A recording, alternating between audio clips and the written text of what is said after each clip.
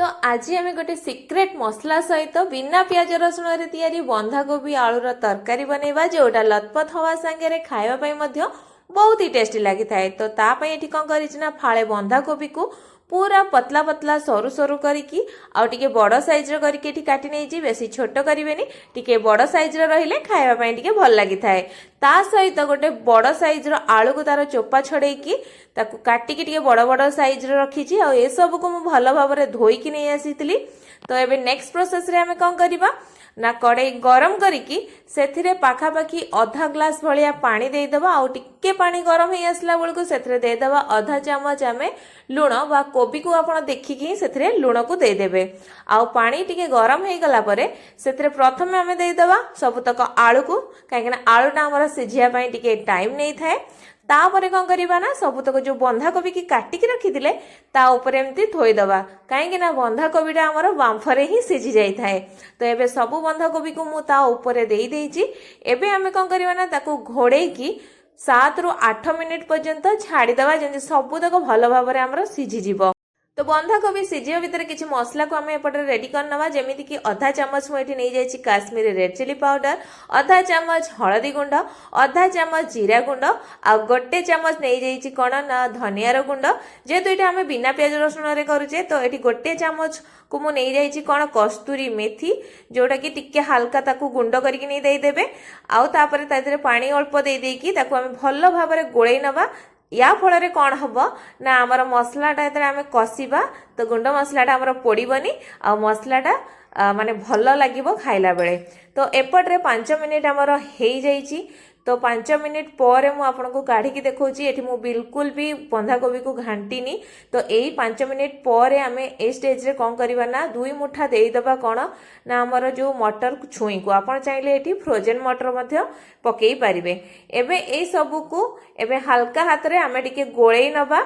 देखंतु एठी मु आपनको 5 मिनिट पर देखौची परिवा हमर माने आलू सिझी जाईची बंधाकोबी मध्ये सिझी जाईची किंतु तादे जो एक्स्ट्रा पानीटा रही जाईची ना से पानी को हमर मारिवार अछि। तो एठी पूरा हाई फ्लेम कर देबे आउ पानी को आमे एठी पूरा मारी दबा।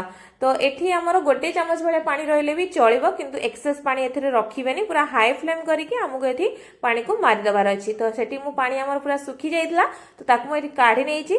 तो चलो तबे तरकारी तयारी करबा। तो कड़ाई गरम करके सेथिरे 3 चामच रिफाइन तेल देला परे रिफाइन तेलटा हमर गरम हो जाइतला तो सेथिरे 2टी सुखिला लंका को मु देई दोउची फुटीबा पई ता सहित आधा चामच देई दोउची पंचु फुटण आउ गोटे तेजपत्र को मध्य से दे दूची आउ गोटे चुटकी भर देदेबा आम कौन ना हेंगु जहाँफल कि तार बास्ना आउ फ्लेवरटा डबल हो जेहेतु ये बिना प्याज रसुण आम करुचे। तो गोटे चामच भाया ये छेचिकी देदेबा अदा को ता सहित किसी भृषंग पत्र को देकी या भल भाव में आम कौन करवा ना गोले नवा जमती कि अदाटा आमर पोड़बनी अदाटा आमर जमी सीझीज। तो ये आमर यहाँ हो जाइए। तो यही स्टेज रे आम कौन करवा ना जो गुंड मसला को आम गोले रखी पानी रे तो यही स्टेज रे ताकू आमे देईदबा आउ याको टिके भल भाव में आम कौन करवा ना फुटिया पाई छाड़ीदबा। देखी पारे ये गुंड मसलाटा आमर पूरा भल भाव में फुटी गलानी। तो यही स्टेज रे मु देई दूची गोटे बड़ टमाटो को आपणकर टमाटो जदि खट्टा नथिबो ताहाले आपण आउ गोटे टमाटो मध्ये एठी पकेई पारिबे। तो याकू आमे माने लो टू मीडियम आंच रे ही 2 मिनिट पर्यंत कसी नबा जेमिति कि मसला सब कसी हे जिवो। ता भितरे चलंतु आउ गोटे सिक्रेट जिंस जो मु कहिदिले आपनको पकेइबी कोन ना एठी कड़ाई गरम करके सेथरे दे देबा गोटे चामच आमे बेसन आ ए बेसन को पूरा कम आंच रे ही आपण भाजिबे जेमिति कि तार गंधटा जीव किंतु तार कलर चेंज हेबनी कि एटा पोड़ीबनी। तो याकू मिनिमम गोटे मिनिट भीतर ही एटा हेई जिवो। तो आपण को बस देखिबार अछि तार कलर जेमिति चेंज न हुए कि एटा न पोड़े एटा बस हल्का हल्का हो गले एटा हम काढ़ी देबे। एटा हम भाजी हो गलानी। तो एटा को एबे हमें साइड करनबा। तो एपटे देखंतु तरकारी मध्य माने मसलाटा मध्य एठी कसी हो गलानी। तो एई स्टेज रे हमें कौन करबा ना जो बेसन को हमें भाजी की रखी थिले तो सेई बेसन रो हमें कौन करबा ना गोटे चामच बेसन को एथिरे पकेई नबा। देखिबे ए जो तरकारी रो फ्लेवरटा आउ तार टेक्सचरटा पूरा चेंज हो जिवो। थरे एमती बेसन पकेकी देखंतु देखिबे केमती तरकारी होउची आउ केमती लागुची।